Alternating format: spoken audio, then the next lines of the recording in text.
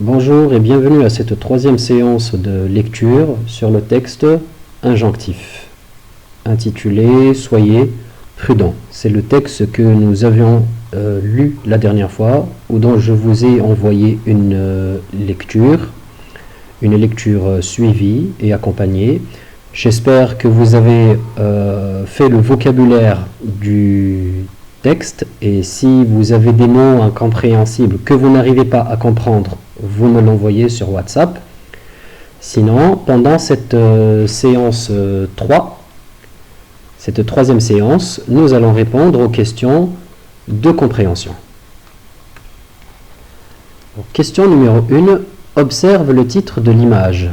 De quoi va parler ce texte? Donc, comme on peut le voir sur l'image, il s'agit d'un texte sur le code de la route et la sécurité routière.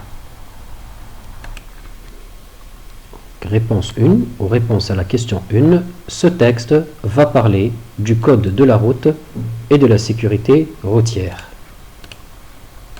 On passe à la question 2.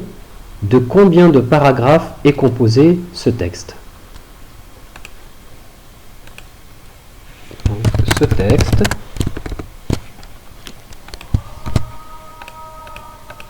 est composé de 4 parties.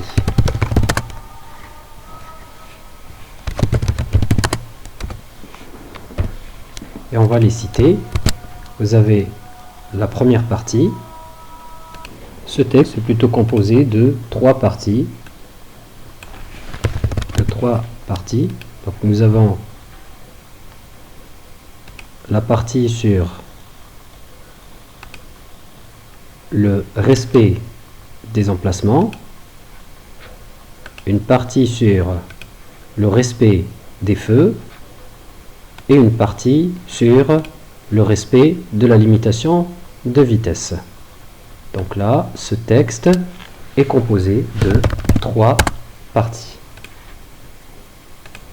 Troisième question, que trouve-t-on au-dessus de chaque paragraphe? Donc, dans ce texte, nous avons 4 paragraphes.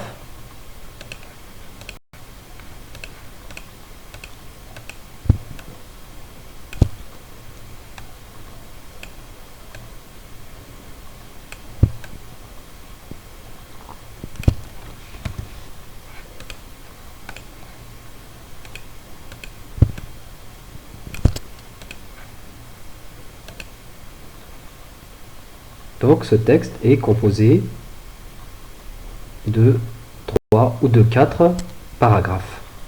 Après, on revient à la question, que trouve-t-on au-dessus de chaque paragraphe? Donc au-dessus de chaque paragraphe, on trouve des sous-titres. Là, et là, et puis sous le ou au-dessus du troisième paragraphe. Voilà, donc on trouve au-dessus de chaque paragraphe des sous-titres. Nous avons le titre et les sous-titres. Au-dessus de chaque paragraphe, on trouve des sous-titres. Question numéro 4. Qui est l'auteur de ce texte? L'auteur de ce texte, vous le trouvez ici, à la fin. Il s'agit de Martine Gélin. Voilà, Martine Gélin, c'est ici, en bas, dans la référence.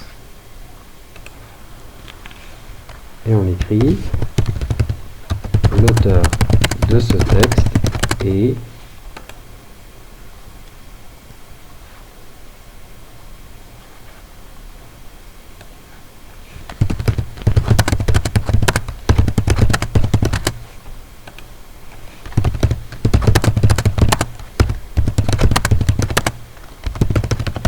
Martine, alors M majuscule, puisqu'il s'agit d'un nom, Martine Gélin. On passe à la question numéro 5. De quel manuel est tiré ce texte? Vous l'avez aussi dans la référence, en bas. Ce texte est tiré du manuel de CM2. Question 6. Qui en est l'éditeur? L'éditeur de ce texte est Libre Édition. Et c'est indiqué aussi en bas dans la référence, en bas du texte. Donc on écrit l'éditeur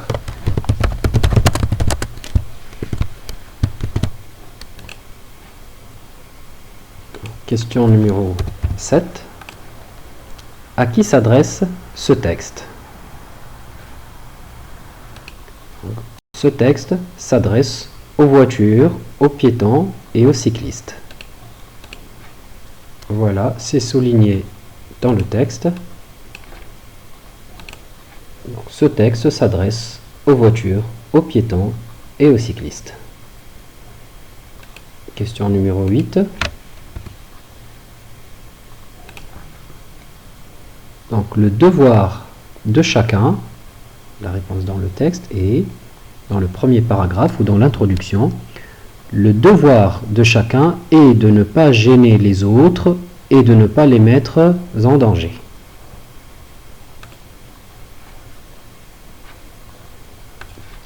Le devoir de chacun est de ne pas gêner les autres et de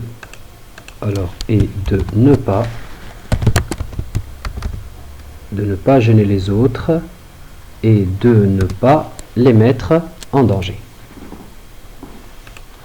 Question numéro 9.